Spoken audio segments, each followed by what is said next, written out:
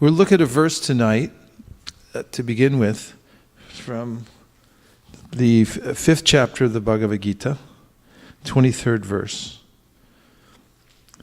And the first word in this verse is shaknoti. So everyone please say shaknoti. So this word means is able. The ability to do something. And the verse talks about an ability to do something that is more like the ability to not do something. And that is to not give in to urges. So we'll go through one word at a time and the word for word, which is displayed below what's on the screen. And the next two words are iha eva. Please say. In the present body.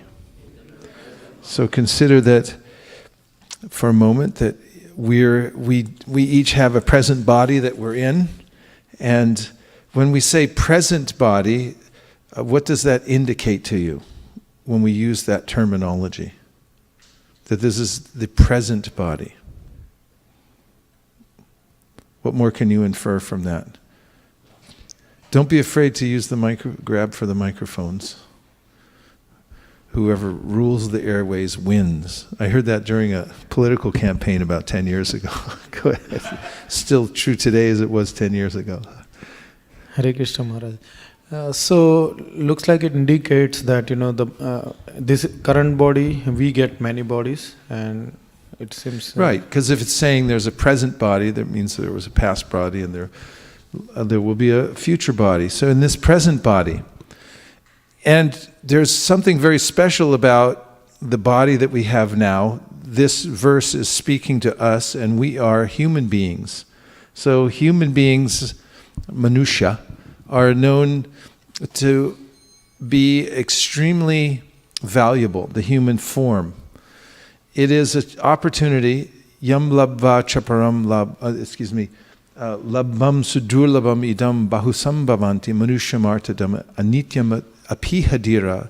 The Srimad Bhagavatam says that it's extremely rare to get a human body. And when one gets one, it's a gift from nature. As we're passing through many kinds of bodies, and you can't put in a request and get what you want. You get what you deserve by the course of material nature. So labbam sudurlabam, it's very difficult to get. Sudurlabam. Idam bahusam bhavante. You get it after many, many different other kinds of bodies that aren't equipped for spiritual realization. And it's also a nityam, it's very temporary. But artanam, it means you can realize the full spiritual value that you're intended to realize from the human form of body. So iha eva in the present body is significant. And this verse is saying that we should develop an ability within this present body. And we're going to find out what that ability is that's so valuable. Yaha. One who. So again, part of this same sentence here, one who is able in this present body, sodhum, to tolerate. So toleration may sound like a passive ability, and it is. But it's an ability nonetheless, just as in the Srimad Bhagavatam, forgiveness is described as an empowerment. It is the empowerment of brahmanas, the ability to forgive, actually. And the ability to tolerate is extremely valuable because the material world's always changing. And we're living within a changing environment, although we are not changing.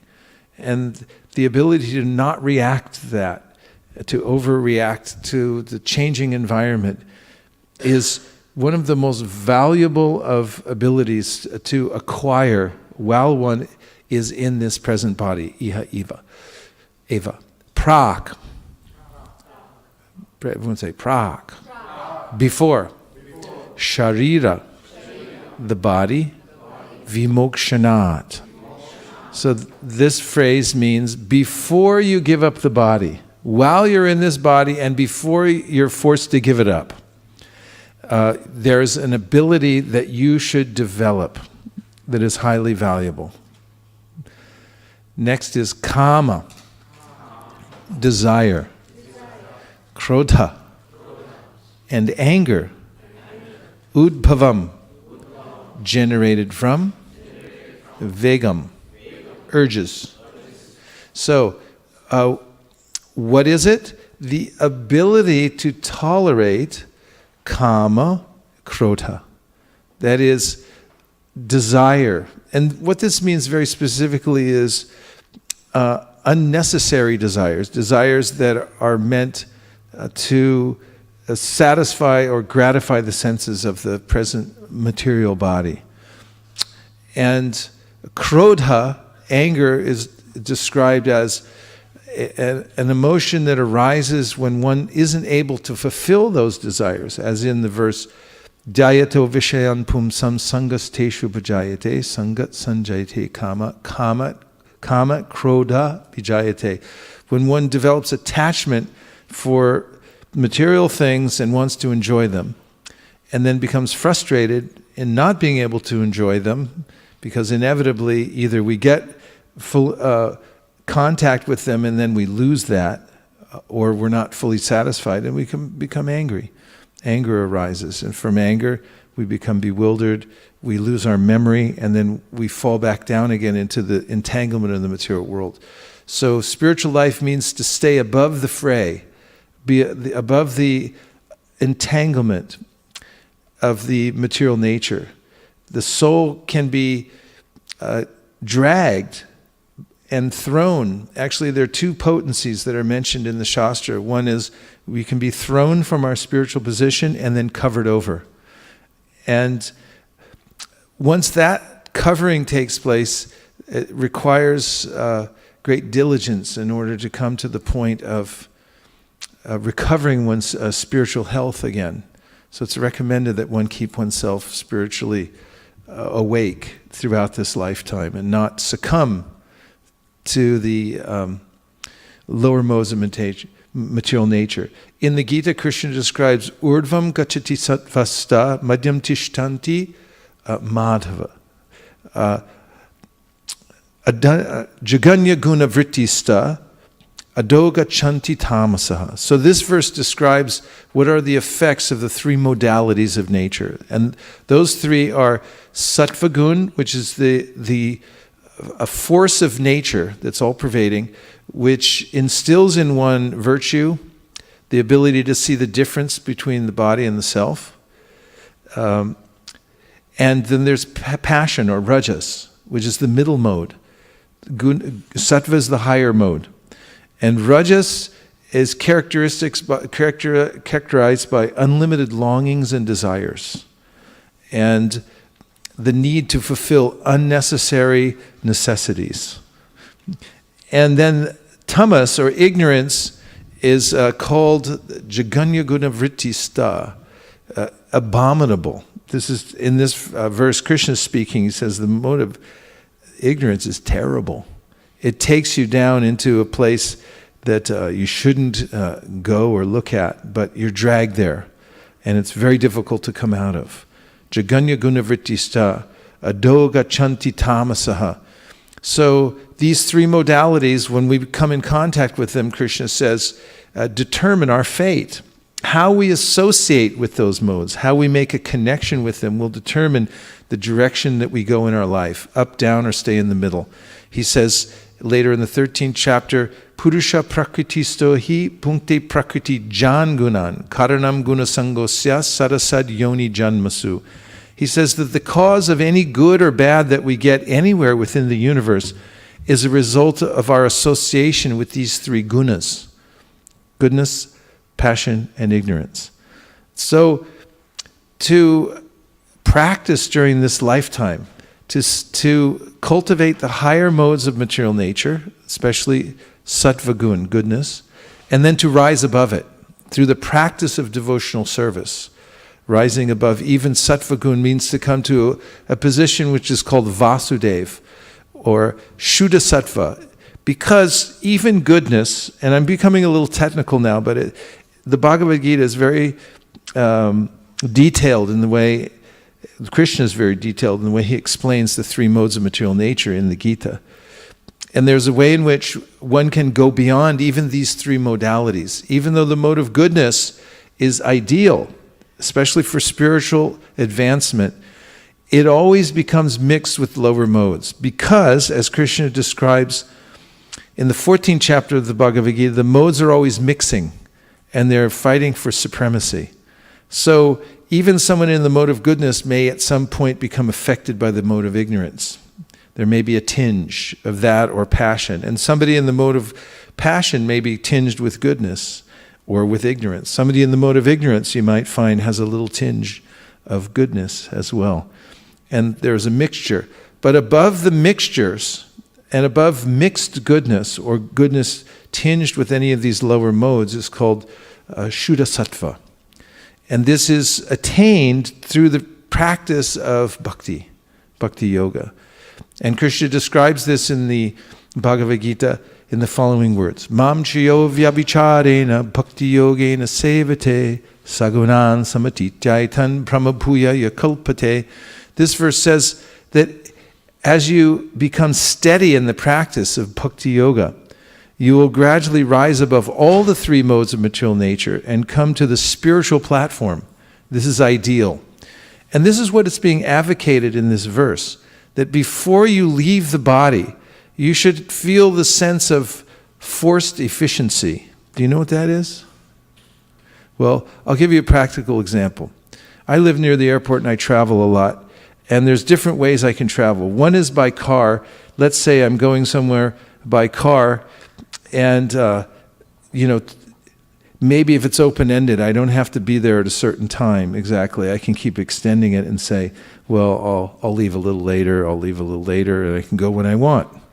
And there's another kind of travel where I have a plane to catch, and then a taxi cab comes, picks me up. And if I don't get in the taxi cab, I'll miss the plane, and there'll be a lot of repercussions by missing the plane.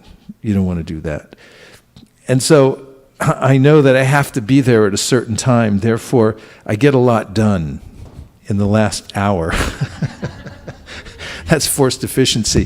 When you know you have to do something at a certain time, you tend to rise to the occasion. In fact, I saw a bumper sticker once that said, if it wasn't for the last minute, I wouldn't get anything done. However, those who are spiritually aware understand from this verse, praksharira, before you leave this body, that we have a finite number of breaths and days and so forth in this lifetime, and therefore it behooves us to be aware, we should not become psychotic, but we should become aware of the fact that there's a finite number of days left. And if I am aware of that there's a way in which there's an end to this body and there's a taxi that's going to come pick me up once I leave. Now, depending on how we conduct ourselves during this life, that will determine the kind of taxi that picks us up when we leave, what kind of taxi you want. You don't want Yamaraja's people to come pick you up. In any case, being aware of this, that before you leave the present body, there's a duty to do. And what is that? I may concoct various duties. In fact, this is the subject of the Srimad Bhagavatam. What is the duty of one who's about to die? And of course, in a conversation Prabhupada had once with a professor who said, Swamiji, you're giving a sannyas to young people, but as far as my studies show me, sannyas is meant to be given to old people. And Prabhupada said, what is your definition of old? And the professor didn't have an answer or a definition of old. And so Prabhupada said, old means about to die. Can you say that you're any older or younger than I am?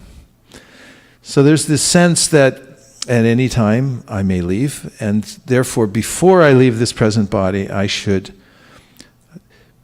be able to tolerate kama and krodha, lust and desire and anger, that are generated from the urges. And if I do that, then I become a Sukinara. Everyone say. Sukinara. Yes, I just came from Japan, actually. And that sounds Japanese. Sukinara. So now let's look at the translation and purport. The translation says, before giving up this present body, if one is able to tolerate the urges of the material senses and check the force of desire and anger, he is well situated and is happy in this world. Very interesting, because there may be subtle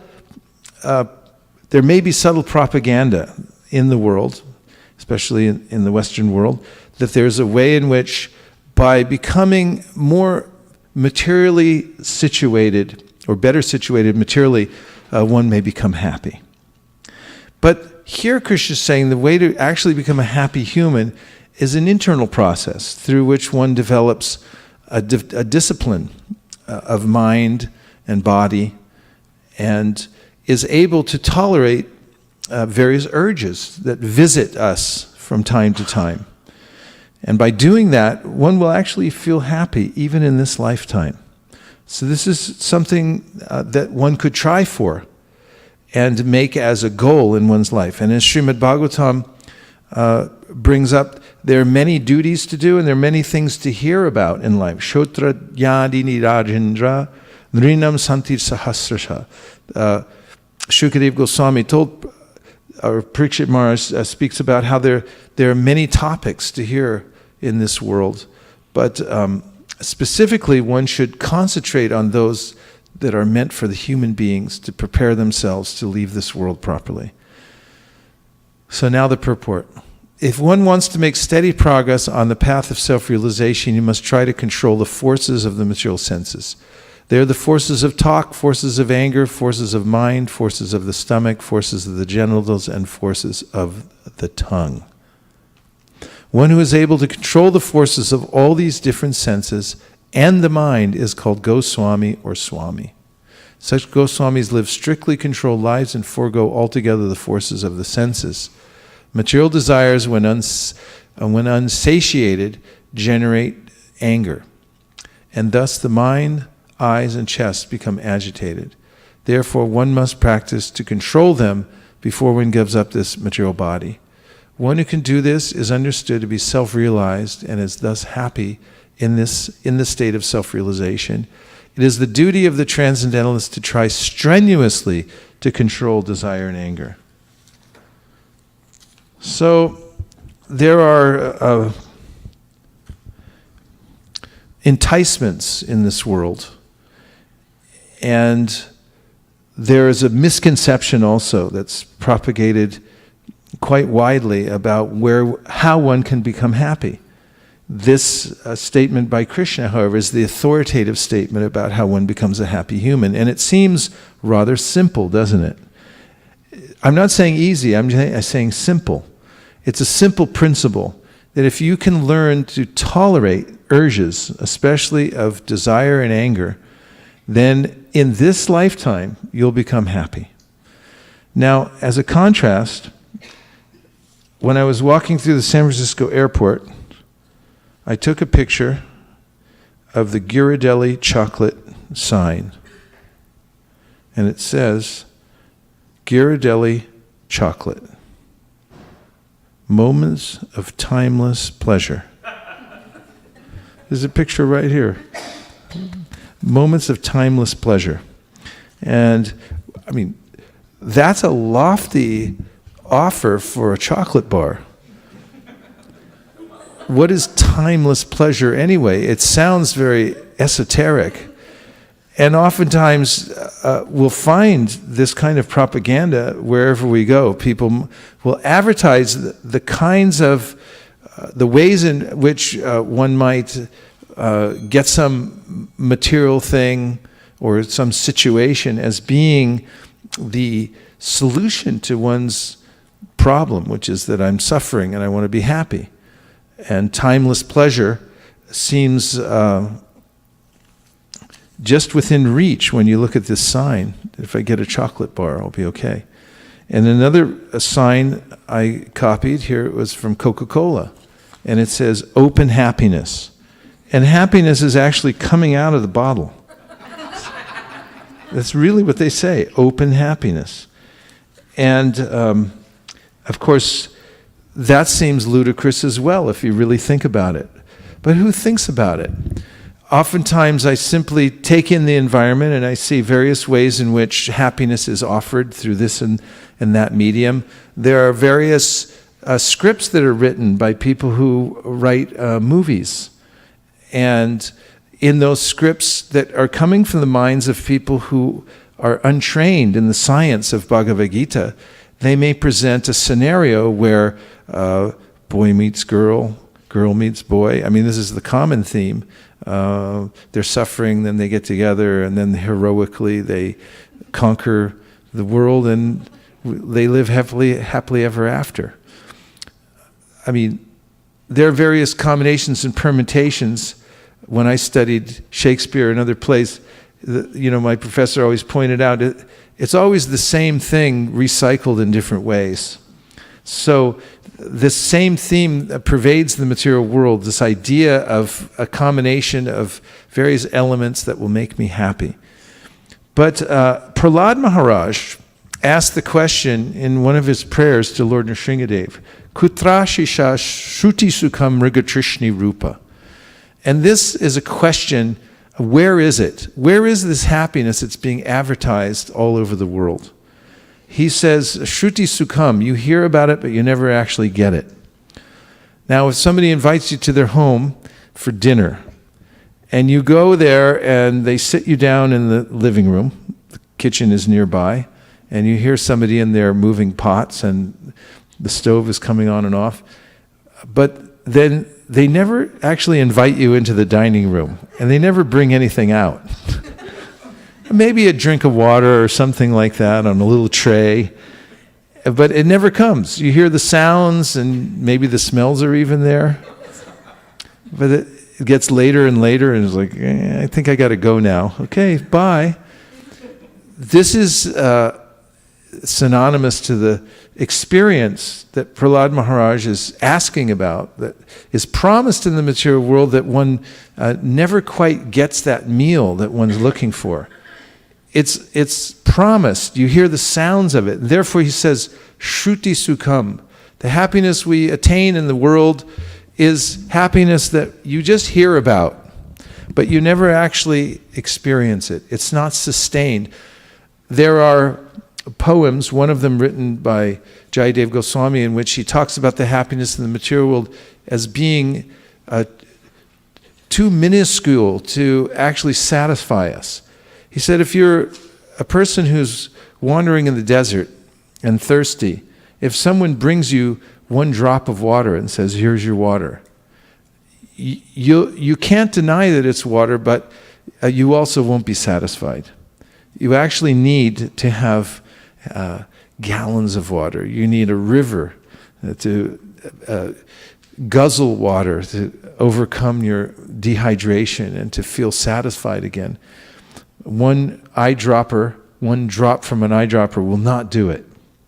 So the happiness that's promised in the material world, the happiness that I hear about, it never actually comes. And when it does come, it's so tiny that it agitates the senses for more, and I never actually come to a place where I feel satisfied. So this emphasis on finding happiness through eating and through collecting many material things we'll find in both the Yoga Sutras and also in Srila Rupa Goswami's book called The Nectar of Instruction. The Upadeshamrita mentions a principle called pratyahara. And if you break it down into two words, it's ati-ahara. So ati means extreme, and ahara means eating. So pratyahara means extreme eating. This could be a new television show. In fact, I know that there are Olympics of eating hot dogs on Coney Island. There's a champion from Japan who's undefeated for many years. eating more hot dogs than anybody else, faster than anybody else, extreme eating. To one degree or another, there's ways in which this represents our endeavor to try to find ways to embellish the basic instincts of life in order for us to become happy. For instance, eating. Hare Krishna. For instance, eating.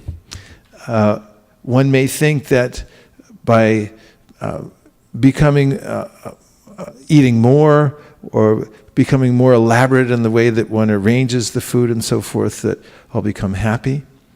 And it's pratyahara also means extreme collecting. It means collecting more than you need.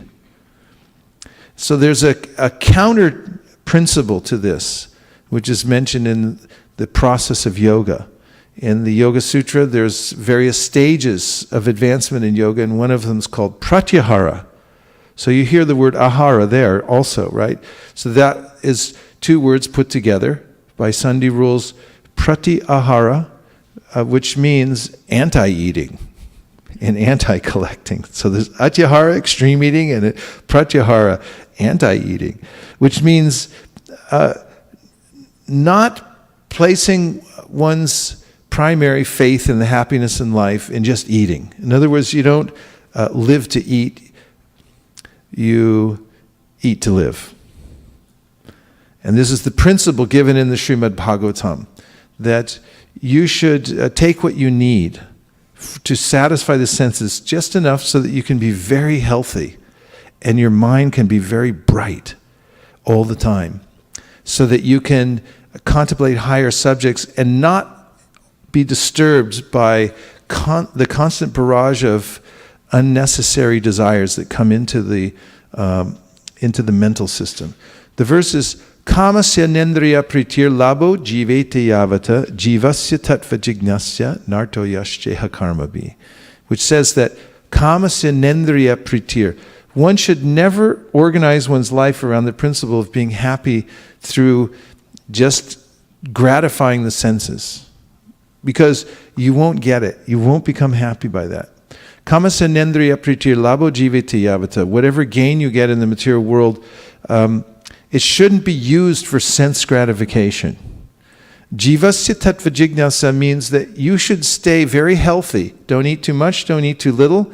Don't recreate too little and don't recreate too much. Don't sleep too much, don't sleep too little. Stay very healthy in body and mind. But why? So that you can use your human intellect to inquire about God. Because it requires full concentration. That's one of the reasons that yogis don't intoxicate themselves.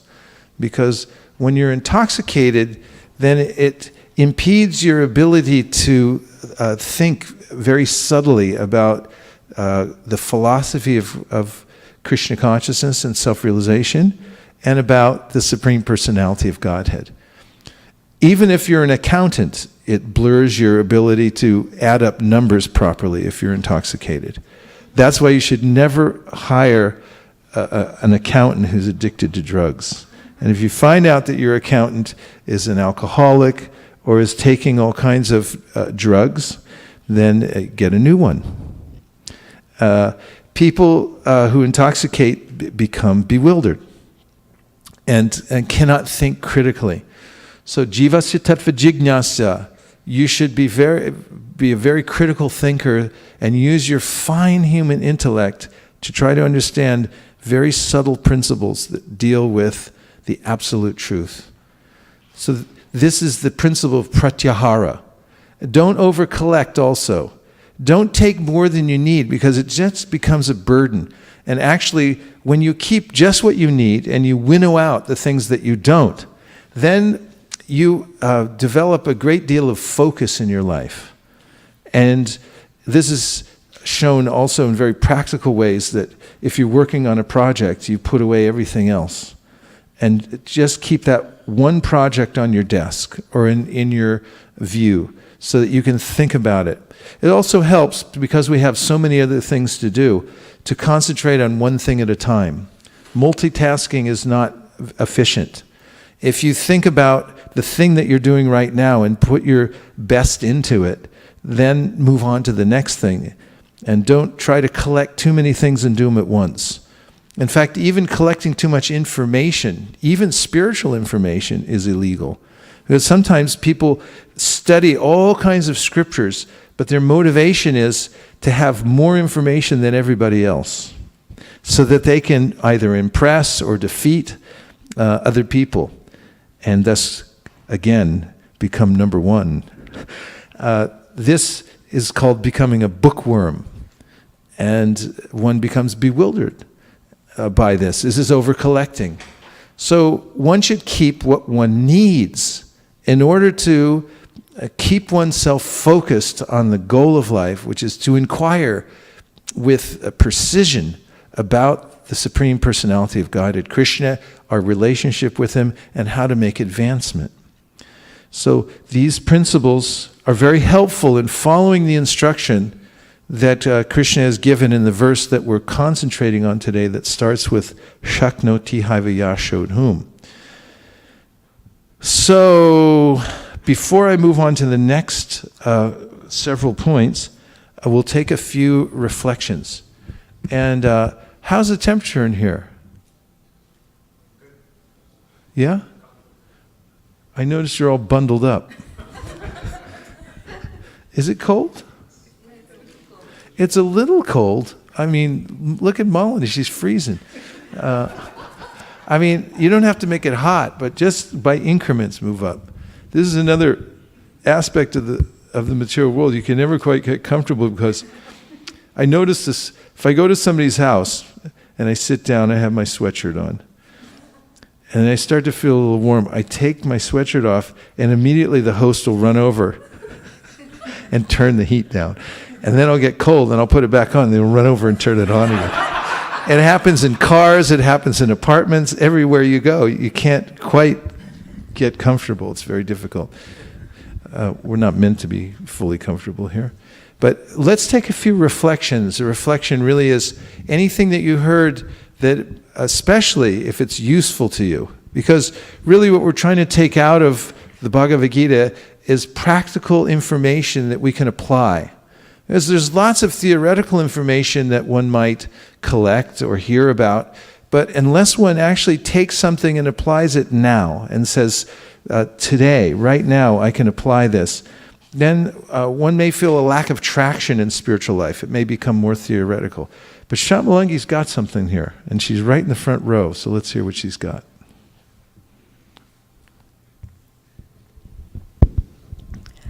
In the purport, I just noticed that force of talk. It says force of anger and force of desire, but force of talk, that's also very important to control it, because sometimes if we don't think and talk, we can't take it back if we talk something wrong. And I remember you always say that even while sending an email, don't press the send button till you're very sure of it. Wait for some time. So that urge also we need to control. Very much so. It's one of the main items that determines how our consciousness develops, and that is how we control our speech. And Krishna even mentions it as a whole category of discipline in the Bhagavad Gita, and that is the austerities of speech. And that is, you must speak truthfully, he says. This requires some practice, because there is a tendency to want to embellish the truth. How many units did you sell today? Well, actually I sold 7, but I'll say 9. And then you might ask yourself, why did you say 9? What's wrong with 7? Could have just said 7, but the tongue says 9, and then you're stuck with it's like 9. The record says 7. It's like, oh yeah, the other 2 dropped out of the car. I don't know. It makes a complicated life when you don't tell the truth, and when you're able to turn the wheel back towards the truth and actually, pull it out of yourself and say what really happened and the way it really is, then there's a kind of relief that you don't have to make up for all the things that you told that were untrue, and your mind doesn't become so disturbed. You're just the person who tells the truth. And if you stick to that, then you become qualified for this power that's being mentioned in this verse, this ability to be able to control your senses by practicing telling the truth. Then he says that your speech should be pleasing. It should also be non-agitating. It should be, one should regularly recite the scriptures. There's one other. Beneficial. Yeah, and this principle comes up in the Bhagavatam, that you don't necessarily, just because you heard about some disaster somewhere, doesn't mean you have to bring it up to everybody. There's a tendency, one might see in the news or along the side of the road or hear something about some disaster. And then you meet somebody, did you hear about it? And what happened? It was a disaster. Somebody died, somebody wrecked. And there's a tendency to do that. Bhagavatam says you don't have to do that. Just stick to those things that are more beneficial and pleasing, unless it relates to the immediate welfare of the person you're talking. Like there's a flash flood on the way. You can tell them, let's go.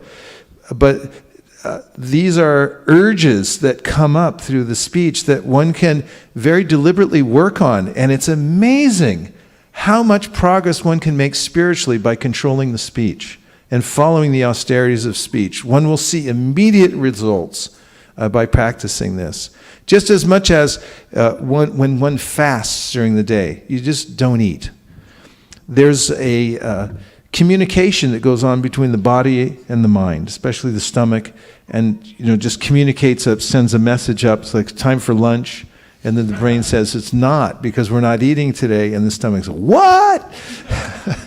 And then there's a metaphysical conversation that takes place. A why? Because it's Ekadashi, and because we don't eat on Ekadashi, and so forth.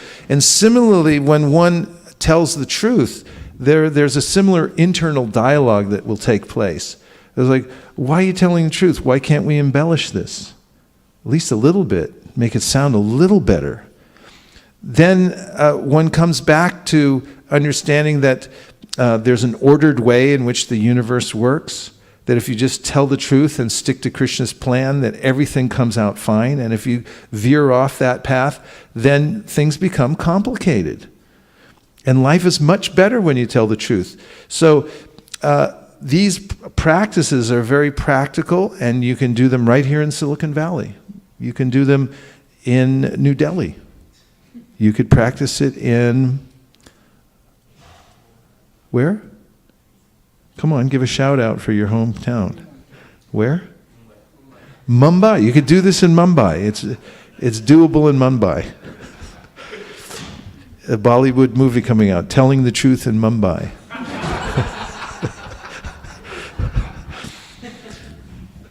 So what other reflections do you have? Yes. So Maharaj, I like, as you mentioned in the beginning, that controlling the senses is then one becomes Sukhinara, and this is as per Krishna. We always hear many slogans, dialogues said by this person A, B, C, D, then we started feeling about for a second. But when it comes from the authority who is absolute, that it means something. So I think it's very refreshing to think that this is not something ordinary words which is spoken by somebody. Good point. Yeah, it's very helpful to administer such control over one's senses when it comes from our supreme teacher. And when the teacher is also noticing what we do. He's there within the heart, and he'll notice that you're trying to follow his instructions, although, albeit imperfectly. As long as you're trying, then he'll give you strength to continue that trend. And it's a very reciprocal kind of relationship. When you notice what the instruction is, you appreciate that it's coming from the Supreme Being, and then when you try to enact it to the best of your ability, He will, from within the heart, as He says in the Gita, will encourage you and will give you intelligence how to do it more, and He'll even give you facility. And that's where a relationship is actually built between us and the Supreme Personality of Godhead, and is trying to carefully follow His instructions. It starts at that level. What else? Hare Krishna Maharaj. I really like the point you mentioned that Prahlad Maharaj was saying that, happiness is in the material world is good in hearing, but one never achieves it. Yeah, let's look at that verse. Kutra Shisha Shruti Sukham, number 7-9 what? Go to 7-9, and Mukaravinda will tell us within 3 seconds or less. 7-9, 24? 25. 7-9, 25. Okay, 7-9, 25. We're going to get a chance to look at this directly, right from the Srimad Bhagavatam for ourselves. I'll say, please repeat. Kutra Shisha Shuti Sukha Mrigatushni Rupa Kvedam Kalevaram Ashesha Rujam Viroha Nirvidyate natu jano yadapiti vidvan Kamanalam madhula vaishamayan durapai.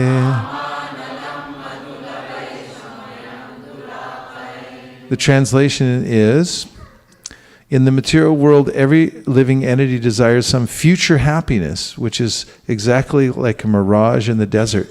Where is water in the desert? Or, in other words, where is happiness in this material world? As far as this body, what is its value? It is merely a source of various diseases. The so-called philosophers, scientists, and politicians know this very well, but nonetheless they aspire for temporary happiness. Happiness is very difficult to obtain, but because they are unable to control their senses, they run after the so-called happiness of the material world and never come to the right conclusion. Purport. There is a song in the Bengali language which states, I constructed this home for happiness, but unfortunately there was a fire and everything has now been burnt to ashes. This illustrates the nature of material happiness. Everyone knows it, but nonetheless one plans to hear or think something very pleasing. Unfortunately, all of one's plans are annihilated in due course of time. There were many politicians who planned empires, supremacy, and control of the world, but in due time all their plans and empires, and even the politicians themselves, were vanquished. Everyone should take lessons from Prahlad Maharaj about how we are engaged in so-called temporary happiness through bodily exercises for sense enjoyment.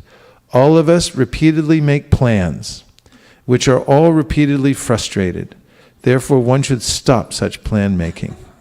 As one cannot stop a blazing fire by constantly pouring ghee upon it, one cannot satisfy oneself by increasing plans for sense enjoyment. The blazing fire is Bhava Mahadavagni, the forest fire of material existence. This forest fire occurs automatically without endeavor. We want to be happy in the material world, but this will never be possible. We shall simply increase the blazing fire of desires. Our desires cannot be satisfied by illusory thoughts and plans. Rather, we have to follow the instructions of Lord Krishna. Sarvadharman parityaja mamekam sharanam braja. Then we shall be happy. Otherwise, in the name of happiness, we shall continue to suffer miserable conditions. Let's look at the verse again. Kutra. We'll look at the word for word. Kutra means where. Ashishaha means benedictions. Shruti Sukha, simply pleasing to hear of Mrigatrishni Rupa, exactly like Mirage and desert. So we hear about all these great benedictions we're going to get, right? But he says it's a mirage. You see the water in the desert, it looks like a lake, it's not there. It represents something, it's a reflection of the real thing, which is somewhere else. So one should not become faked out by the temporary, illusory idea of happiness in the material world. Rather, one should dedicate oneself to higher happiness. Lord Rishabhadev is good medicine for this. If you read the 5th chapter of the, is it 5th? 5th chapter, Lord Rishabhadeva's instructions to his sons. He had 100 sons and he instructed them well. They actually knew everything, but he did it for public understanding. But he gave many very powerful instructions, one of which one can take to heart. Nayam deho deha bhajam niloke kashtan kama marhate vidbhujamye. Tapo divyam putraka yena sattvam shud yet yasmad brahma saukyam tvanantam. And he advocates that one should use one's human life to perform divine austerity. That is, put oneself out. You should try strenuously to make spiritual advancement. And to that end, there are recommended ways in which you should use your energies in this life by concentrating them on acts of devotional service. And by doing that, this is called tapo divyam. It's austerity that you're performing for the sake of advancing spiritually. And he said, from that, you will get saukyam tvanantam, which means unlimited happiness. That means happiness that continues on forever. Otherwise, he said, if you stick to the other kind of status quo happiness from the material world, you get the same level of happiness as the pigs and the dogs. And it can't be that valuable if they get it, because it's just available everywhere. It's very base and common. It's not important, and it's not valuable at all. So don't take that as a consolation. Take the higher road, which can be developed. And one can develop a taste for this tapo divyam, because the reward is so great. What other feedback? Yes. From the internet. Fantastic. Extra points for those who call in from or text in from the internet. This is Srivas Pandit from Cincinnati. There's a Srivas Pandit parallel universe, perhaps? I wanted to share a realization regarding pratyahara, the fact that not only does it refer to food or collecting more material things than necessary, but also complicating one's life by endeavoring to collect more knowledge and more fame than necessary. Such a nice point, that one may collect more knowledge than one needs to, because there's only so much knowledge one can digest. It doesn't mean that one should restrict one's hearing. However, to collect knowledge with the impetus, just a verification, our Srivas Pandit Prabhu just walked in now, so he's not in Cincinnati. Our obeisances to the Srivas Pandit in Cincinnati and our local Pandit as well. Yes, collecting more knowledge than necessary. There's a story of Tapana Mishra, who had studied the Shastras thoroughly and in a very wide way. He knew so many Shastras, he became confused about what was the goal of life. And because of that, he was in a confused state. He had a dream about meeting Lord Chaitanya Mahaprabhu, and the next day he went out and he met Chaitanya Mahaprabhu and took shelter of him and asked him, what should I do? And Mahaprabhu accepted his surrender and told him he should concentrate on chanting Hare Krishna. And then he also told him he should go to Hardwar. And that was very interesting, because he had just taken shelter, and now he sent him to a place where there are many Mayavadis present. Pardon me? Varanasi. He sent him to Varanasi. And later on he met with Sri Chaitanya Mahaprabhu. But much is made in that section of the Chaitanya Charitamrita about the confusion of Tapana Mishra. Tapana Mishra, you can think of his initials of his name, Tapana Mishra Brahmana. Too many books, TMB. He read too many books. But there it's mentioned one should not become a bookworm. And one should also not try to, as Srivas Pandit Prabhu was pointing out. Actually, he's Pandit Srivas. Mukaravan just Pandit told me. Srivas, that makes it easier for us there. Thank you for your comments from Cincinnati. Yes?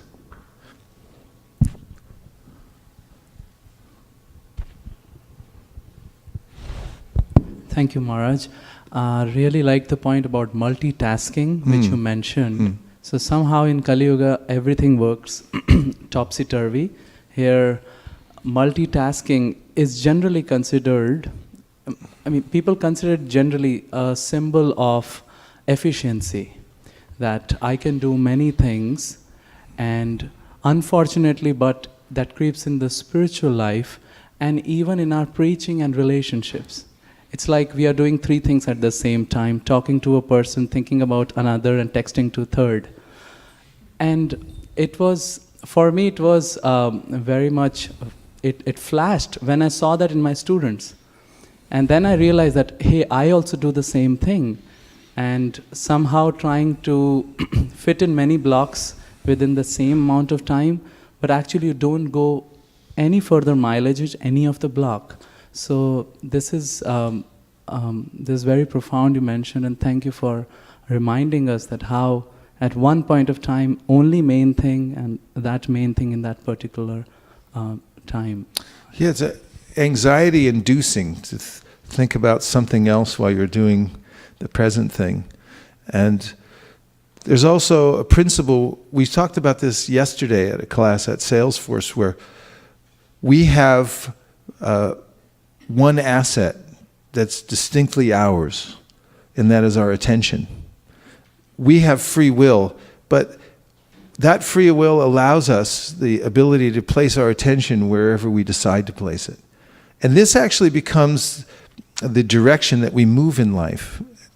The saying, where attention goes, energy flows, is very true, and you'll notice that. And you'll also notice that in relationships, as you are speaking with someone or interacting with someone, if you divert your attention even for a fraction of a second, people will notice. It's almost like a break in the internet signal, that they notice that you withdrew your attention. What's wrong? You're not interested in talking to me? You don't like me anymore? It's that subtle. And so giving one's full attention to Krishna when one's practicing devotional service and to the task at hand is a very important way of staying on track and not becoming overwhelmed with doing too many things at one time or breaking the relationship. What other points? Yes. So I like the point that the more we endeavor for happiness, the more suffering that we get, what Prahlad Maharaj was speaking. So we see it everywhere. Like, for example, if somebody wants to get married to a beautiful person, fights the whole world, thinking that he will get some sense gratification immediately after marriage, it's like a disaster. Mm-hmm. So the song that Prabhupada was saying, that Shukher lagia e ghar badhinu onole puriya galo. Just yeah. So we see it, huh? Means like the. Oh, you were saying the Sanskrit verse. You were pronounce it. Yeah, it's like I have made this home for happiness. Oh, that's the happiness. Bengali for that saying. Okay. Yes. So the more we endeavor for happiness, the more we endeavor for our sense gratification, the more suffering we get. So yes. Prahlad Maharaj does make that point in his teachings to his classmates, that the moment that one tries for sense gratification, that's the moment you begin to suffer mentally. And when you try for service, then even if you're not able to enact it physically at that point, you start to experience happiness. There's ways in which one may not be in a position to perform the service, but the thought is there that I want to do this, I'm going to do it. Even start doing it mentally, you'll feel satisfied. So these are important principles to note, and if one notes them carefully, one's life can follow that track. There's nothing to lose and everything to gain by taking up Krishna's instructions and giving full attention to him and to his service and to the service to the devotees. Whereas there's everything to lose by taking the risk of going off on one's own with one's own plan and trying to find happiness elsewhere. It ends up as a pile of ashes somewhere. And there's nobody to blame except for those who didn't study the science carefully enough. Yes?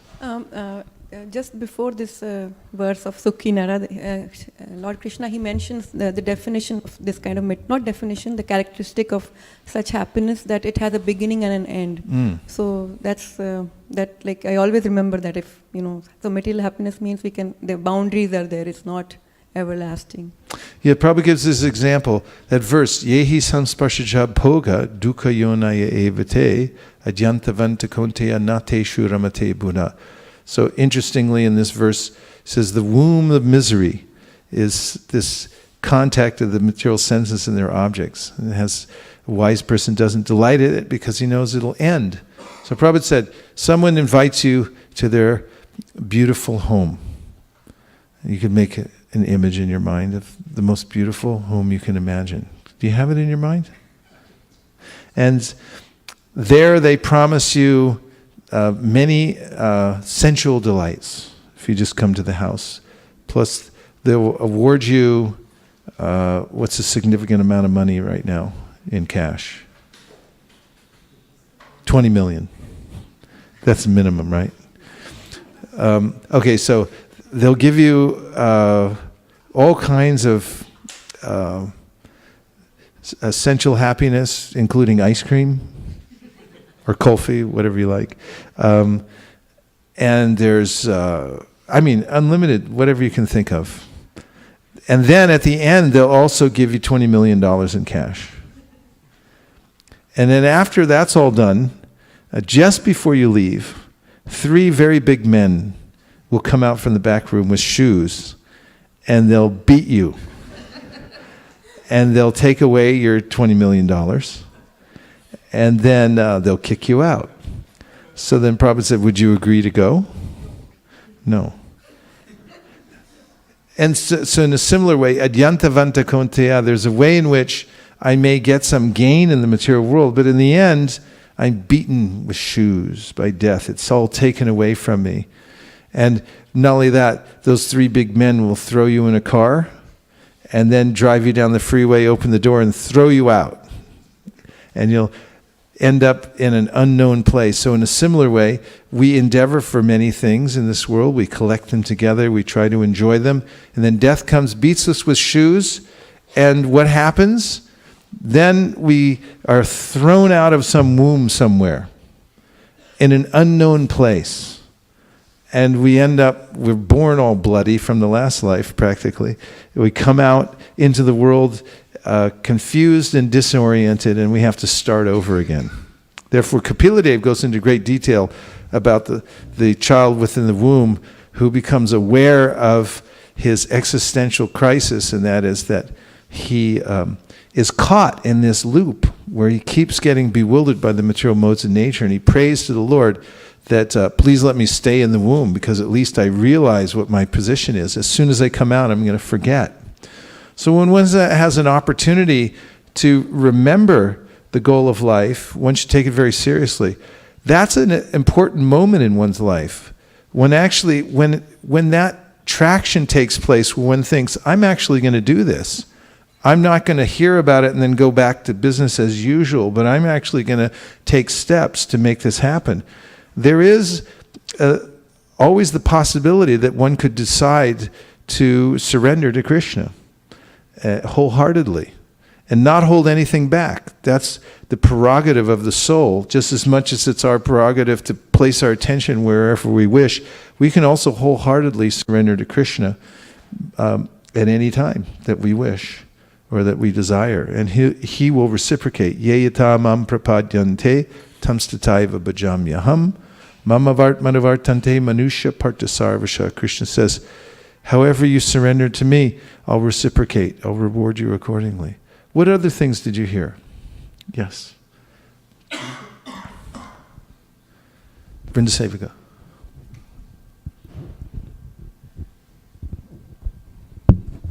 Hare Krishna. I like these examples with Girardelli and Coca-Cola and how it's like every day they're bombing from all possible directions these messages with promising happiness, but once you know that it's all, that's just mirage, so it's like a sword, so you can protect yourself just from not taking it too seriously, not even considering this, that there is such possibility in material world. Yeah. I mean, why do you have to believe the status quo? Sometimes people, they fall for this phony argument that there's some animals that are farm animals that are meant to be eaten and other animals are designated as pets. I heard this when I was a kid, and I asked about that, and they told me that, and I was thinking, that seems really arbitrary and kind of ridiculous. And these kinds of mental constructs go on in the name of maintaining what Devamrita Swami likes to call mass consensual trance. And people voluntarily agree to stay in this trance. But the way to become dispelled of these illusory ideas and these mental constructs, which are disastrous, is to take the very straightforward and commonsensical advice that Krishna gives in the Bhagavad Gita. It's very plainly laid out. And he merely gives us the clear information by which we can better ourselves. By our own impetus and using our own volition, we can better ourselves. And he merely gives us that information and then invites us to take it wholeheartedly. And so one can do that. One could take that up. And that's really the purpose of the International Society for Krishna Consciousness, is to propagate very widely the information that Krishna makes available on behalf of Krishna, so that people get an opportunity to hear it. It's very commonsensical, and it's something that anyone from any background can take up as long as they're in a human body, and make significant advancement, noticeable advancement, and are doing. People are doing all over the world. But it's a cause of great concern and discontent for Vaishnavas to see the mass of people who have either not received the information or haven't been able to take advantage of it in various ways. This is one of the responsibilities that devotees take up, and that is to build systems and ways in which the mass of people can come in contact with the teachings of Bhagavad Gita and then have facility to practice it. As people need good association, they also need clear systems that they can follow from the level that they're starting from in order for them to make advancement in devotional service. And you'll notice that our founder Acharya Srila Prabhupada went to great lengths to create such an environment for people all over the world, because he knew that both things had to be there. And it's our duty to fine-tune those systems so that the people that we're interacting with can then make step-by-step advancement in the science of the Bhagavad Gita. And that takes a lot of work, doesn't it? I mean, anyway, one more. Yes, from the internet. Extra points for internet comments. Prizes, bonuses. Much related to what you just mentioned, but this is from Karuna Shakti Mataji. Karunya Shakti. Yeah, Karunya Shakti, yes. Hare Krishna, I like the comment about how intoxicants make one bewildered, and hence they cannot inquire about the intrinsic subject matters. It made me think about how many people drink coffee in the morning thinking it makes them sharper. Yeah. Well, another point about taking intoxication is that it's much more difficult to develop in spiritual integrity, because one is never quite sure if it's the stimulant that is allowing one to exceed one's former abilities. In other words, you seem better than you were, and then you think, oh yeah, I did a good job, and then you think, oh, maybe it was the stimulant, I'm not actually that good. Like athletes, sometimes they cheat and they take performance-enhancing drugs. And then, of course, when it's found out, their reputation is finished because well, you didn't actually do it, the drug did it. So there's also a doubt that people have in their minds when they don't simply depend on their God-given abilities and the hormones that are already naturally there when one doesn't overstimulate the body to perform devotional service. And then when one notices, when one's completely careful in following these principles, that one's excelling, one can be very connected with Krishna, that, oh, he's empowering me to do certain things and speak in certain ways. It wasn't the drug that was speaking. So it's another reason that one should be freed from intoxicants. What else? Okay. Mukharvind. Maharaj, I think one comment I remember from your Google program when that lady made that how she's just collecting everything, and when at the end everything is going to lose. So that practical realizations when she told it, it opened, and I like very much that how she can feel that whatever she is gathering now is at death, everything is going to go away. What did he say? So what I understood is that in Google program, one lady, she probably confessed. I mean, you must have mentioned about gathering things. They finally go away, and she understood. You mean collecting material things too that many you things lose and later? You lose, and she understood that. And is that what she probably understood that she was collecting too many things, and they are all going to go away. All right, now you say the Bengali about your house burning down. সুখেরও লাগিয়া এ ঘর বাঁধিনু অনলে পুড়িয়া গেল. There you have it. I'll get that from you later. I don't know if Prabhupada ever uses the Bengali, but it's a common saying in Bengal, isn't it? It's not saying, I think it's a song. It's a song. Yeah. Oh, we should find that song. What a beautiful song. It should be on the radio. Bought this beautiful house and it burned down to ashes. Of course, there's such songs, and people sing the blues and country songs. My lover left me and my hound dog doesn't like me too. Okay, was there another one? Because I have a few more things. There was something else? Okay. So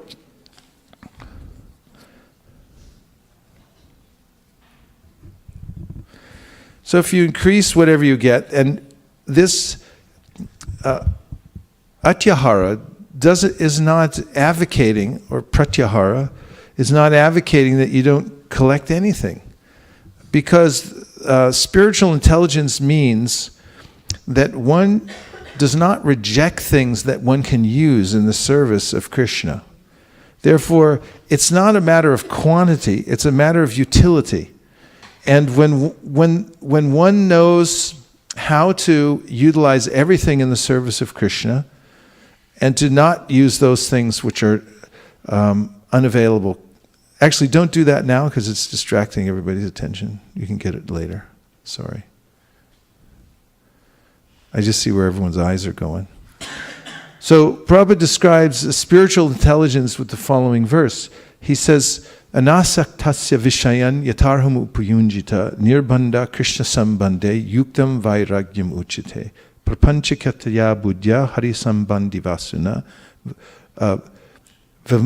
mamukshavo gorarupan swarupan. I morphed into another verse. The essence of this verse is that there are unlimited opportunities to serve the Lord throughout the material world. Everything can be used in His service. And one should see the utility of everything and connect it to Krishna. Prabhupada once said that, or he was brought a picture of a famous yogi who, when they were offering him money, he's going like this and rejecting it. And Prabhupada says, and you can make a picture of me, they're bringing money and he's taking it all. But he uses it to build temples for Krishna, to print books and distribute them. As Srila Bhaktisiddhanta Saraswati Thakur told him, if you ever get money, print books. So it's not a matter of artificial renunciation. This is called dry renunciation. Falgu Vairagya. There's a river in India called the Falgu River where people go when they offer their pinda, oblations to their forefathers. And that river appears to be dry, but if you dig down into it, you'll find there's water underneath. And similarly, those who have a desire to enjoy the material world, but externally don't touch anything, but harbor desires within, are artificially renouncing. And giving up things that can be used is artificial renunciation. So the principle has to be understood, how to connect everything in Krishna's service. And this is very well orchestrated through the Sankirtan movement, because there are unlimited ways in which we can use energy in order to expand the teachings of Bhagavad Gita and the principle of chanting the Lord's names to people all over the world. And all kinds of technologies and material goods and energies can be used for that purpose. So this pratyahara means to be very measured in one's own life, in the way that one collects things, and seeing how they're beneficial for keeping oneself healthy and steady so that one can inquire about the absolute truth and go on with one's practice.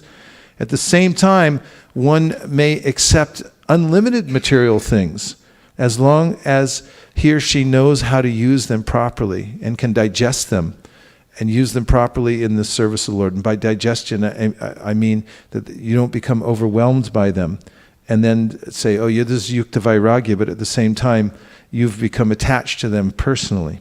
So one has to be careful about that. So, if you don't apply that principle, then whatever you get will not be enough. There'll be this sense of lacking in whatever material goods that you attain. And the more you get, the more your attachments will increase. And the cycle never ends. Therefore, when people make material advancement at every level of success, they simply stay the same, because they have an incrementally and equally increasing amount of desire for more. So if I get $1 million, I'll think that's not very much, because there's plenty of other people in my neighborhood who have $10 million. And when you get $10 million, you'll think that's not enough either, because there's lots of people that have $100 million. And once you get $100 million, you'll think that's not enough, because there's lots of people that have $1 billion. And billionaires, you'll notice, they go on working very hard. There's not, to maintain it. And as Prabhupada mentioned in that purport, material happiness is very hard to attain. And of course, we're making the case that you never quite attain it. And even if you were to get some material situation that appears to be materially beneficial, it's hard to develop, and it's also hard to maintain. Again, it doesn't mean that you don't do your due diligence to integrate with the world in such a way that you can live a healthy, responsible, and even materially developed way, as long as it is specifically so that you can stay healthy and balanced for advancing in spiritual life. In other words, for instance, say that you're making money. It doesn't mean that you throw it all away, but it means that you're a good steward of the money that you get, so that as grihastas, you can contribute in big ways to help spread Krishna consciousness around the world. When Vasudeva Datta was engaged in his services, he was so much absorbed and was giving away all his money.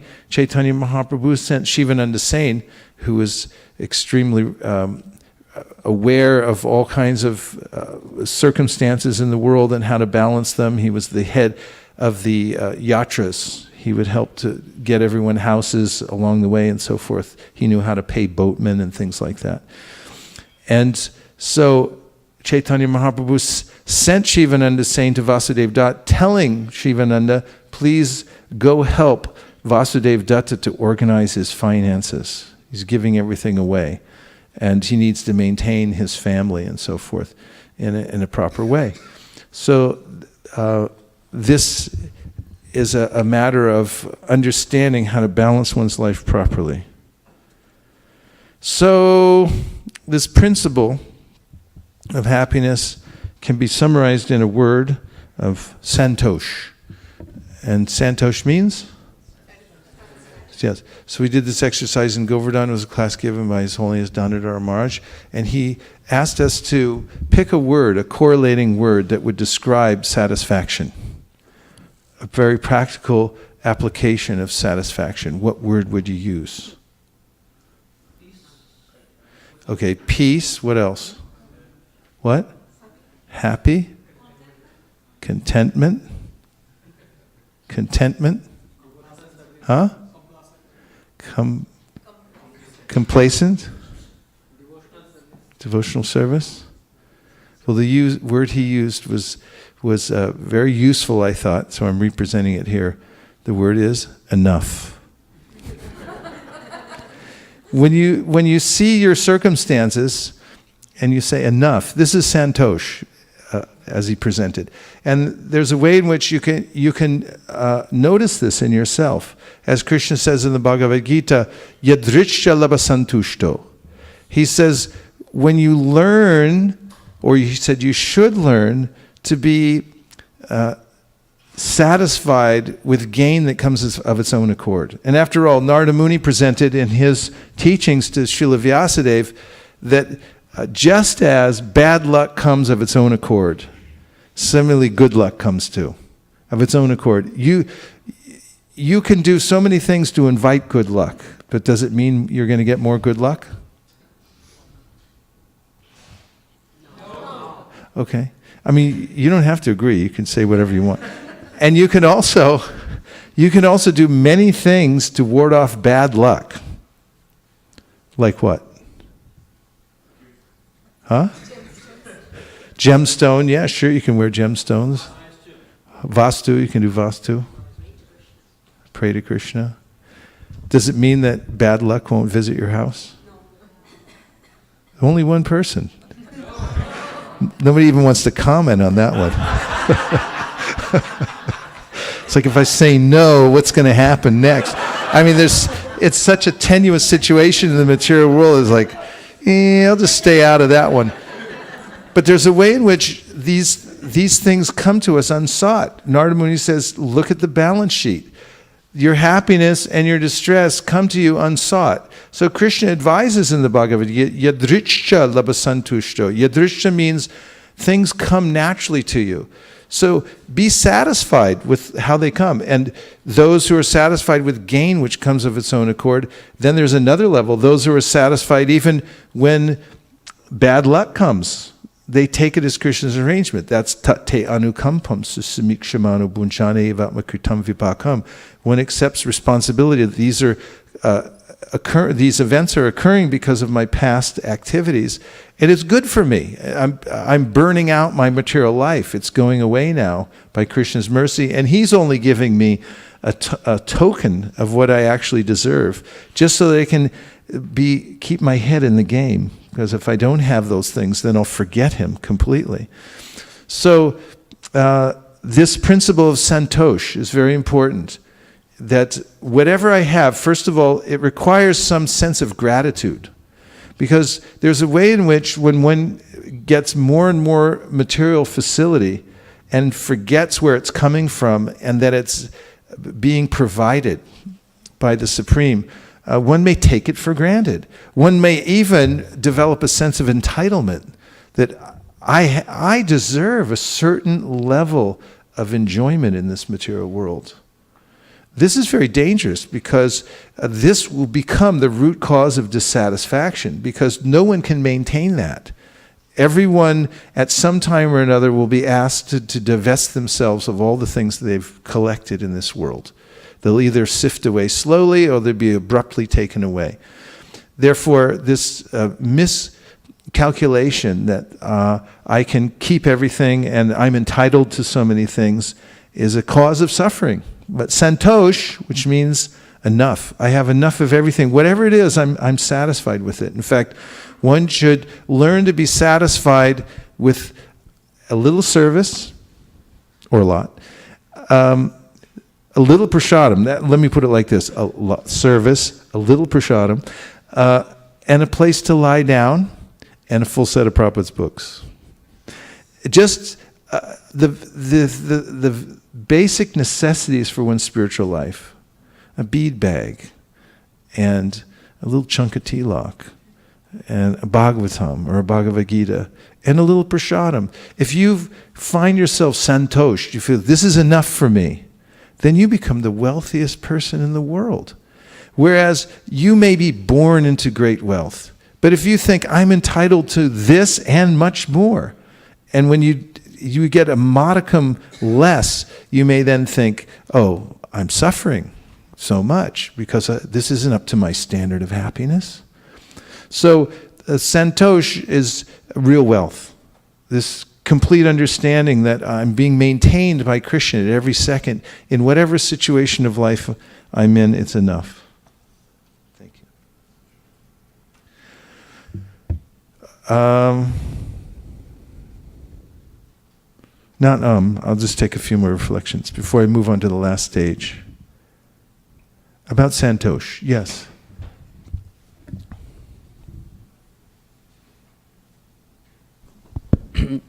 Yeah, I was just thinking about santosh and this very potent remark of enough.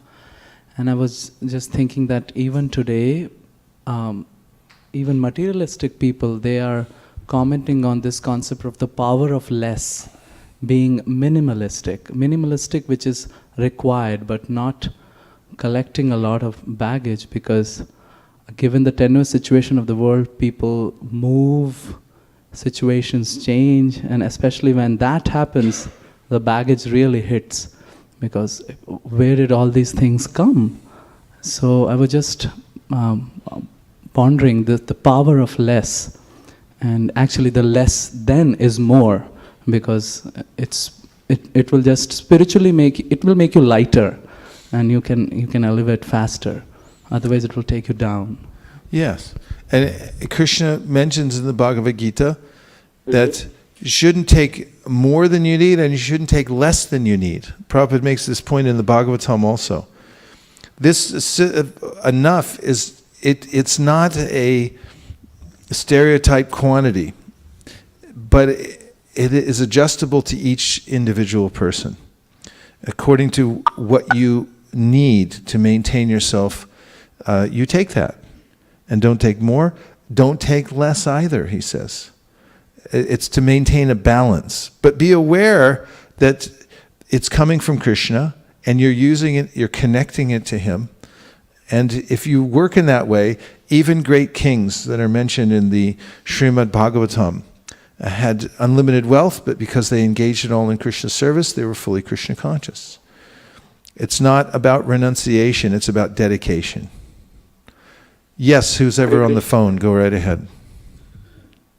Hare Krishna, Prabhuji. Hare Krishna. I wanted to ask that in all the verses that Krishna comes out in Gita, why does he use the phrase, that's my opinion in the end? Why does he say, this is my opinion? Yes. Like, ye me matam idam nityam. Well, because he's a person, and he has his own opinion. And, okay.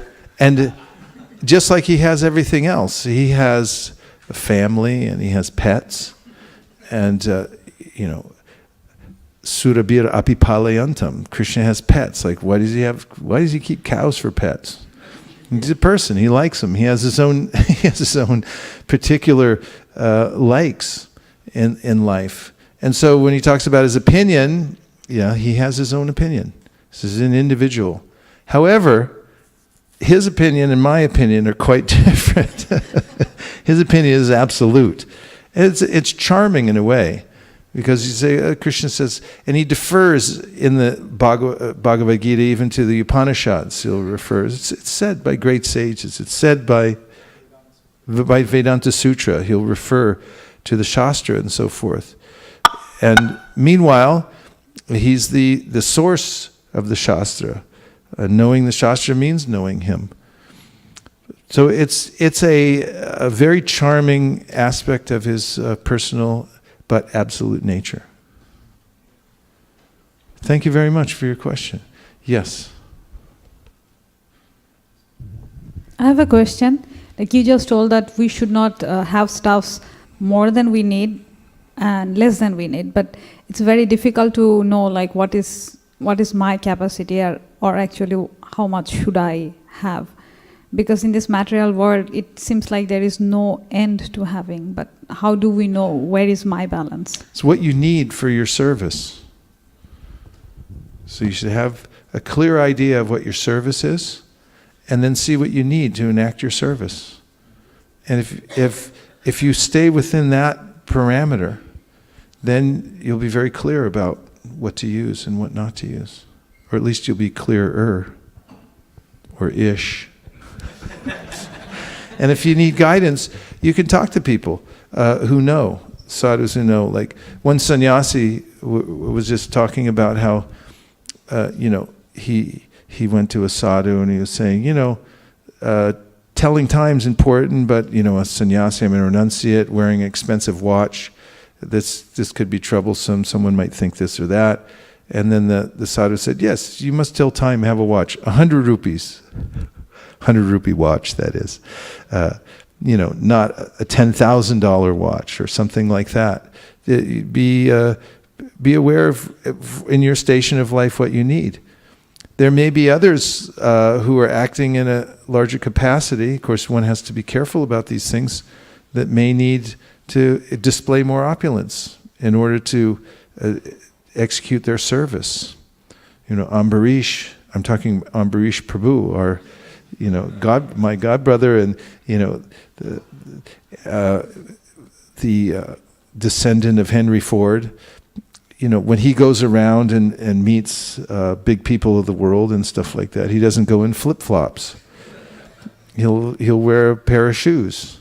And someone said, what do you need those shoes for? Why don't you just go in bare feet? And he's saying, I'm going to meet the president of India or something like that. It's like it's appropriate for your service and your time.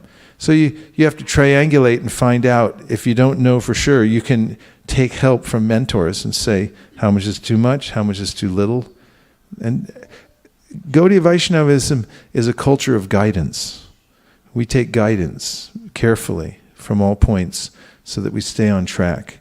And when you become detached from guidance and you think, I know better, or I can do it on my own, then your path becomes a little bit dangerous and unclear. Yes. Hare Krishna, Maharaj. So first thing, when you were talking about the santosh, in my mind I thought it's an antithesis to the real world, because you can't really have the motivation if you're santosh, if you're satisfied. And I think in corporate world and also the social status, everybody's striving to actually do one better for themselves. So what's your thought of, how do we attain santosh but also be part of the social life? First of all, just because somebody's materially ambitious doesn't mean they're going to get ahead. Someone may have a strong desire to advance materially and they may be a flop. So that doesn't mean just because you're more aggressive that you do better. And it also doesn't mean because you're spiritually satisfied that you also can't perform well in the material world. In fact, Arjuna is given as an example frequently, although he had, after speaking to Krishna, after hearing from Krishna, no more material motivation. He wasn't thinking about his own comfort or situation after the war, which he was in the beginning. He's thinking, why is this good for me? I'm going to kill everybody, and even if I get the kingdom, then who's going to appreciate that I have the kingdom? All the people that I want to admire me are going to be dead. So why should I even fight?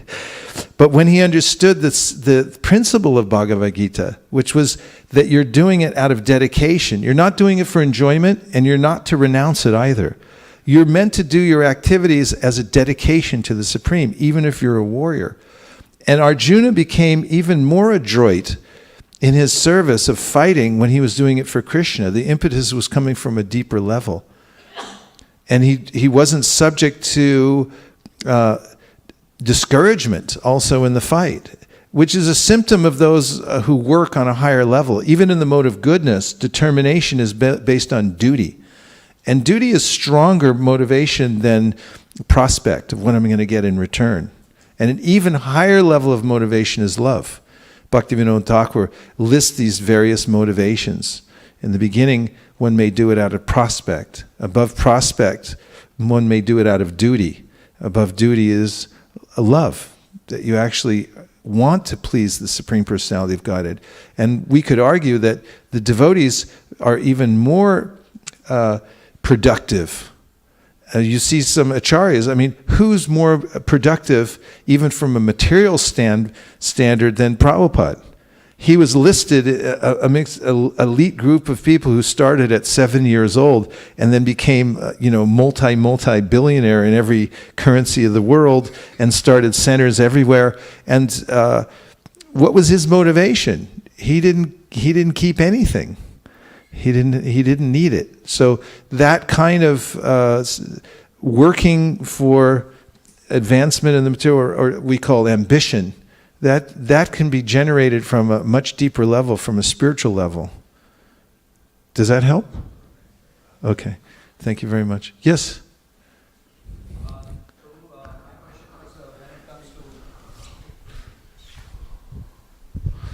When we talk about material progress and working with the motive of serving Krishna, whenever you're in the office, but what about the industry you're working in? It's like, let's say someone is working in a gaming industry, which is like a spiritual blocker to anyone. People are wasting hours and hours, and when you look at these things, you're contributing to that. When you work for that, you're contributing to that kind of activity. How do you get motivation when it goes completely against, Well, someone? Krishna says in the 18th chapter of the Bhagavad Gita that every endeavor is covered with some sort of fault, just like fire has smoke. Fire is very useful. In fact, we use it for Vedic sacrifice, but then someone might say, hey, look at all the smoke. So similarly, there are brahmanas. Brahmanas are known in the times of yore to have performed sacrifice where animals were killed. Then you have Kshatriyas. Kshatriyas have to go out and kill people. They're doing it for service, but it's not ideal. And then Vaishyas, they have to lie all the time. They say, I make for you, I make no profit. That's not true. And Shudras have to do their duty for other people. Even if they have a bad master, they still have to do it. So the material world's not an ideal situation. And as far as livelihood goes, one should invent some livelihood so that one can maintain one's body and mind and soul in this material world and go on doing one's service. If you find yourself in an extremely adverse situation, it's not so difficult to change to another situation where you don't feel that you're having nightmares every night because of the association you have. That's something that can be worked out. And usually devotees who find themselves in extremely adverse work situations where they're doing something that's antithetical to the principles of devotional service find out a different way to make a livelihood. But if not, then one's advised, stane stita shrutigatam tanuvan manobir. If you can't make a sudden move, then administer the medicine as you're taking it, and Krishna will help you make an arrangement. Does that help? Okay. Yes, we have from the internet for extra bonus points. This is from Facebook. Ron Robinson, I'm not sure what his name is. If wealth comes to one of its own accord, is one to be considered negligent if one does not try to increase the value of that wealth even if he has no business acumen? Well, yeah, we shouldn't be haphazard in the way that we deal with the assets that Krishna gives us. But fortunately, there's lots of people that you can consult and lots of information where you can make a balanced decision about what to do with your assets in order to protect them properly and also utilize them to the best end so that you can get the most out of them. And there's a lot of decisions to make in life. It's not such an easy thing, is it? So do the best you can. Get the best information you can from experts, and then make decisions based on what's best for your service in the end. And if you make a few mistakes along the way, Krishna will make up for it. At least you tried. Nobody gets through this life without making a bunch of mistakes.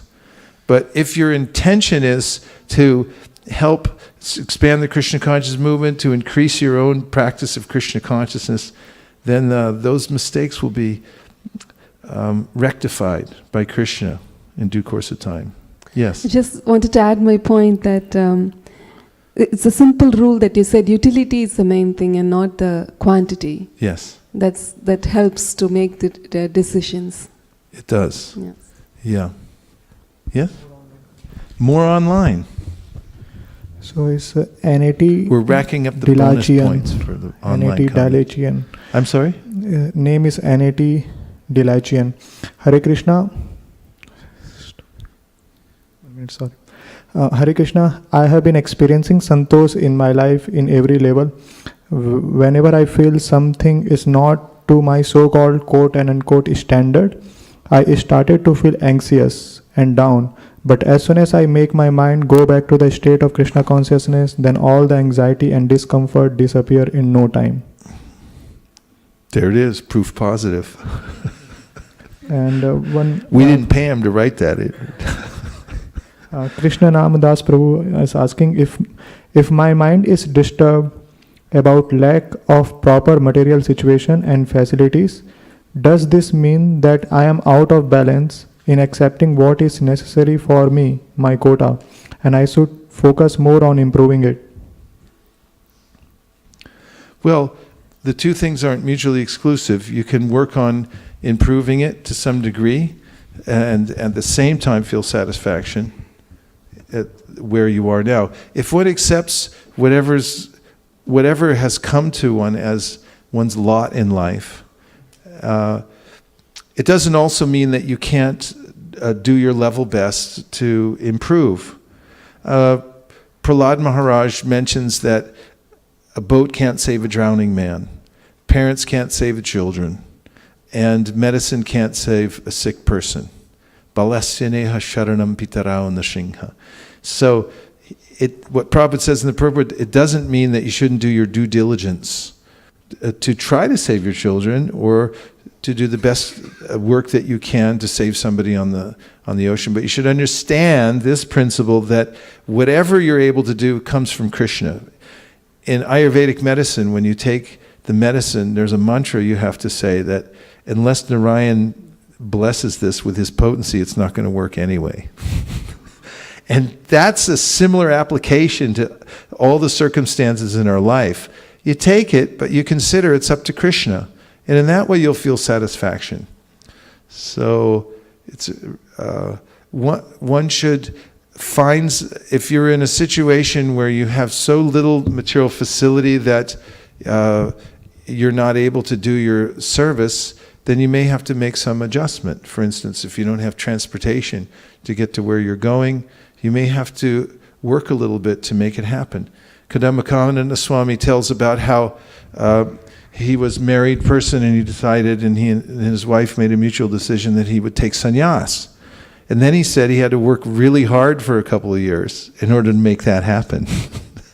He had to work harder, he said, for those 2 years to take sannyas, to make facility for his wife so that she wouldn't be left bereft of everything, to buy her house and all kinds of things so that he could renounce. So there are various situations for various people, and again, you have to find out what you need, and then if you need more, then although you shouldn't feel at any time completely bereft because of your material situation, you can feel that you need to increase it for your service. What happened to Avantika?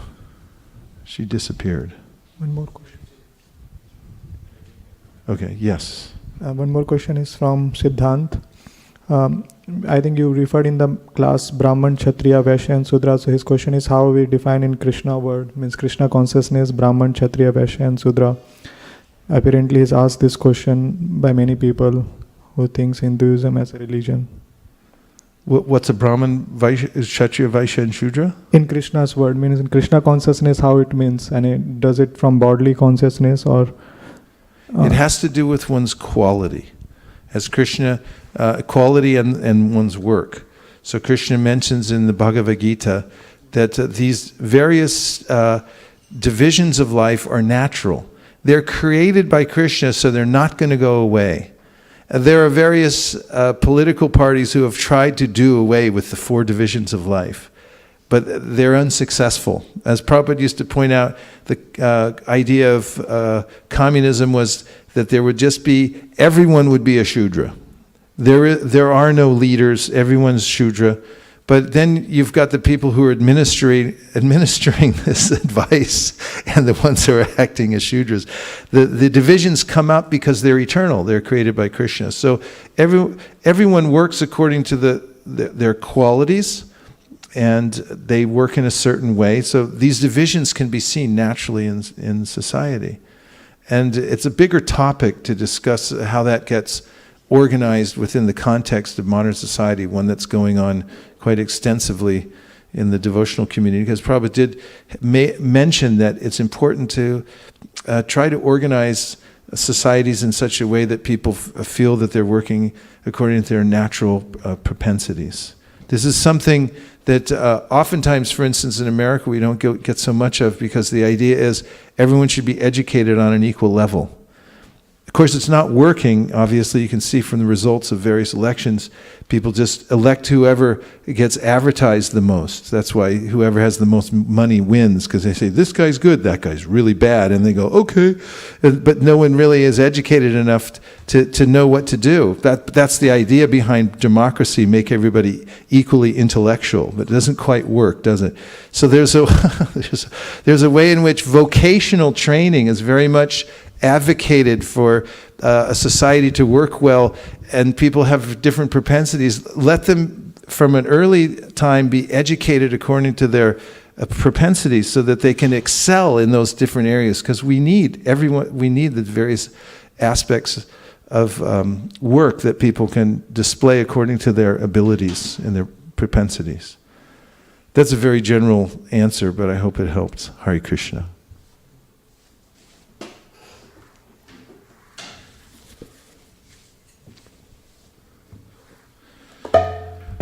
Nama Om Vishnu Padaya Krishna Preshtaya Bhutale Sri Mate Bhaktivedanta Swami Niti Namine Namaste Saraswate Deve Gauravani Pracharine Nirvishesha Shunyavadi Paschatya Deshatarne Jaya Shri Krishna Chaitanya Prabhu Nityananda Shri Advaita Gadadhara Shivasadi Gaura Bhaktavinda Hare Krishna Krishna Krishna Hare Hare Hare Rama Rama Rama Hare Hare.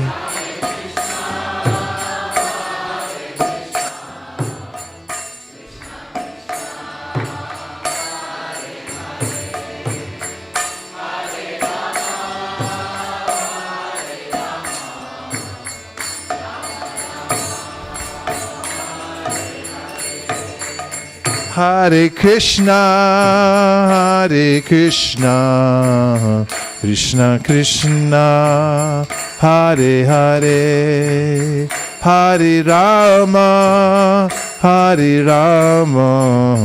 Rama Rama Hare Hare.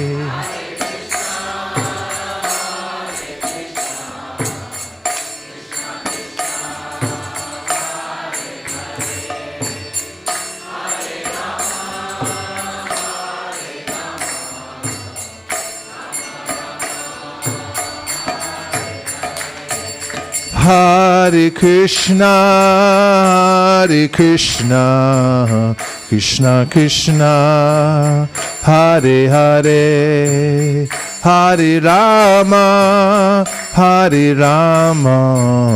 Rama Rama Hare Hare.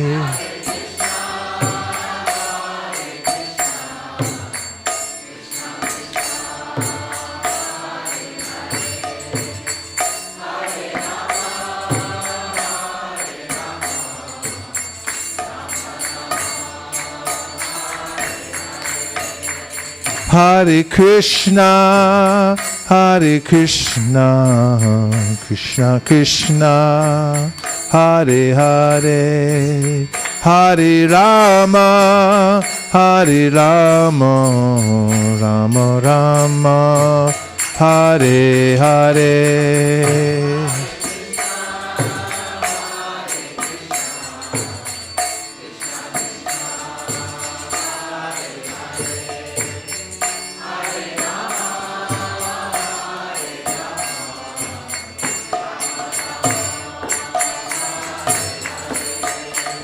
Hare Krishna, Hare Krishna, Krishna Krishna, Hare Hare, Hare Rama, Hare Rama, Rama Rama, Hare Hare.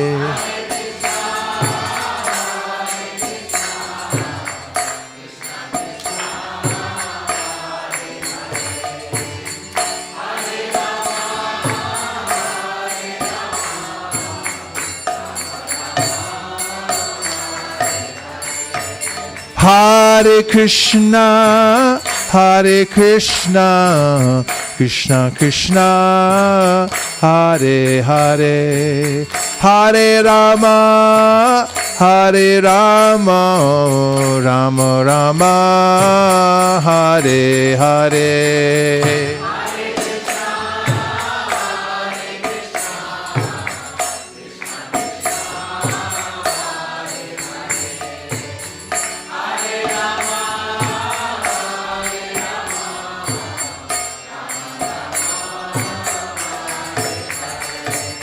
Hare Krishna, Hare Krishna, Krishna Krishna, Hare Hare, Hare Rama, Hare Rama, Rama Rama, Hare Hare.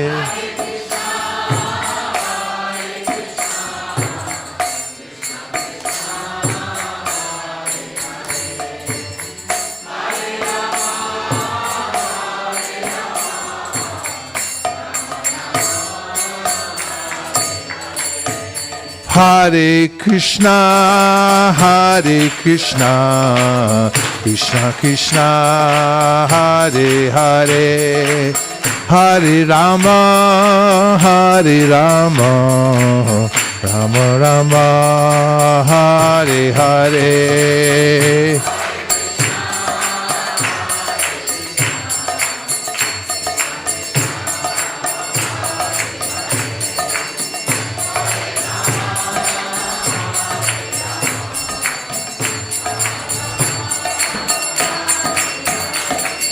Hare Krishna, Hare Krishna, Krishna Krishna, Hare Hare, Hare Rama, Hare Rama, Rama Rama, Hare Hare.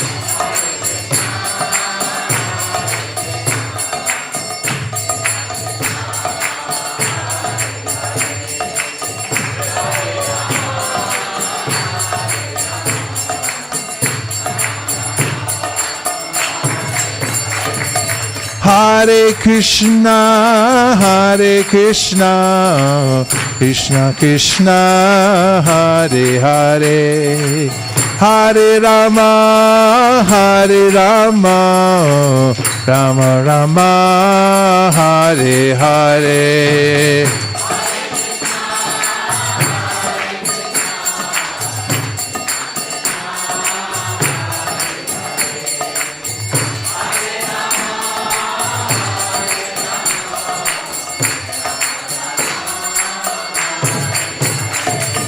Hare Krishna, Hare Krishna, Krishna Krishna, Hare Hare, Hare Rama, Hare Rama, Rama Rama, Hare Hare.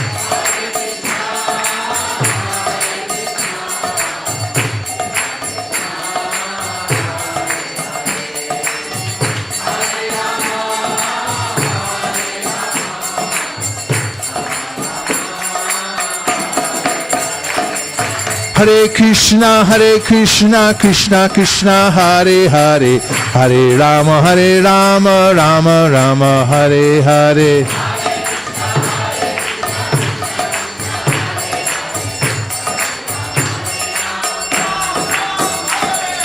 Hare Krishna, Krishna Krishna, Hare Hare, Hare Rama, Rama Rama, Hare Hare.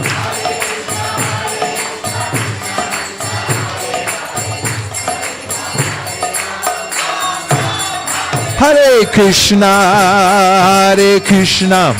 Krishna Krishna, Hare Hare, Hare Rama, Rama Rama, Hare Hare.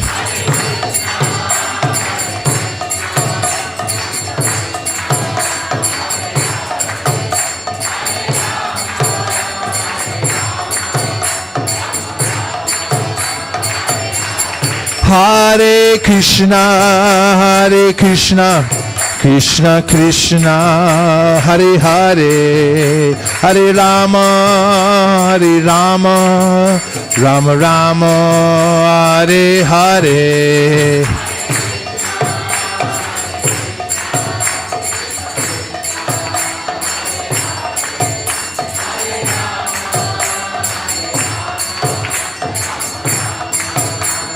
Nitai Gaur Hari Bol, Hari Bol, Nitai Gaur Hari Bol.